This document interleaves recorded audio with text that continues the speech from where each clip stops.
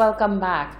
St. Lucia continues to be the destination of choice for A-list celebrities the world over. Comedian Kevin Hart and his wife Nico are the latest in a long list of celebrities to take a getaway to St. Lucia. Recent visitors to the island include LaToya, Destiny's Child, T.I. and Tiny, Ludacris and his wife Fantasia, and many others. The Ministry of Tourism is pleased that St. Lucia continues to attract such A-listers. The St. Lucia Blind Welfare Association last week provided education assistance to some of its clients in the form of a check presentation just in time for the new academic year. The presentation was made possible thanks to the many donors who have come to the aid of the Blind Welfare Association over the past year. The blind and visually impaired students are fully integrated within the regular school system. More in this report. This is a simple but significant ceremony for us.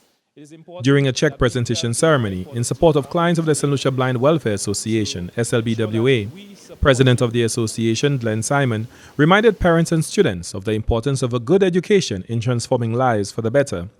The President acknowledged that this was the first time the SLBWA held such a large check presentation for its members in support of their educational needs.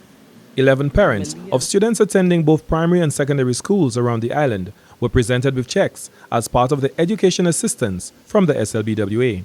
Part of the Blind Welfare's role and mandate is to ensure that all blind and visually impaired persons in St. Lucia are provided education opportunities, are provided job opportunities, create social activities for blind and visually impaired persons, as well as advocate on your behalf.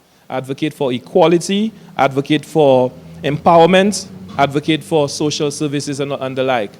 Blind and visually impaired students are fully integrated within the regular school system and are supported by Vision and Education Support Teachers, acronym VEST. During the ceremony, the President heaped praise on the teachers for their tremendous work.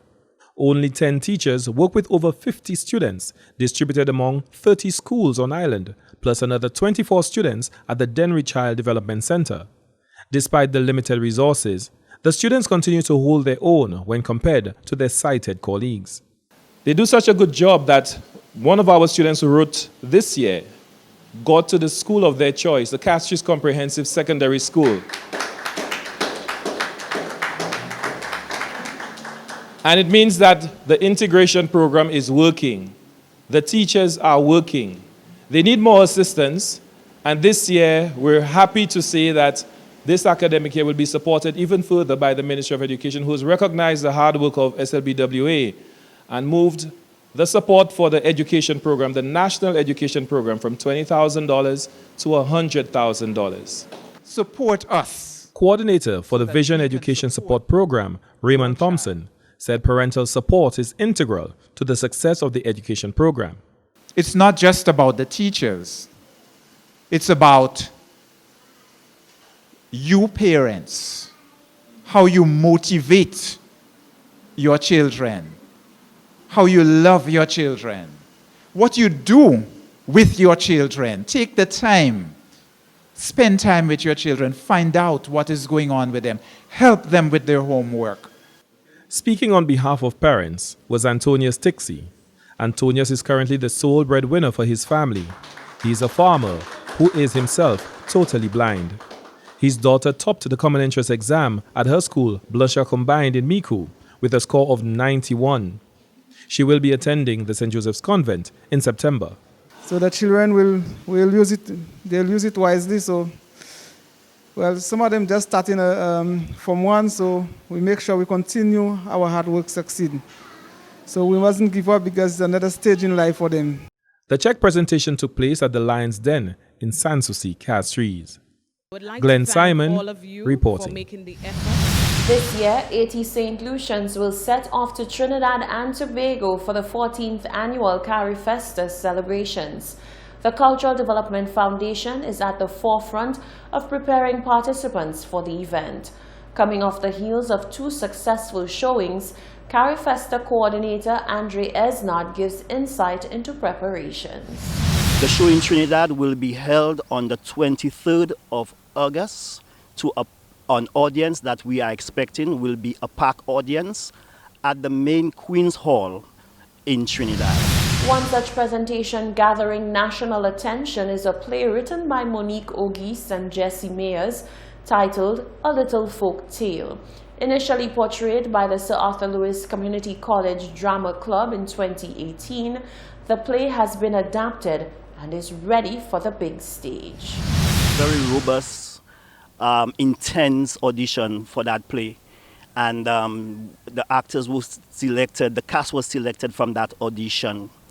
CDF is the organization given the mandate to execute CariFesta this year. And we had our directives as far as getting the youth, as much youth involved in the event this year. And what we did, what Gerania did, was to merge the talents of both young and old in getting the play as effective as we saw it on Friday and on Sunday.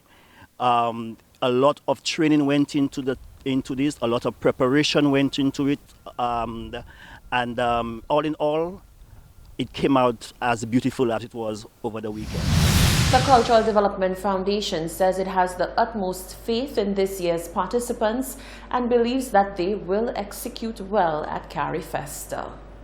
Meanwhile, actor and dancer Richard Ambrose says he looks forward to portraying the devious character in A Little Folk Tale and breathing life and essence into the play. A Little Folk Tale written by two A-level students, Monique and Jessie, whom I've known quite a while. I taught her dance.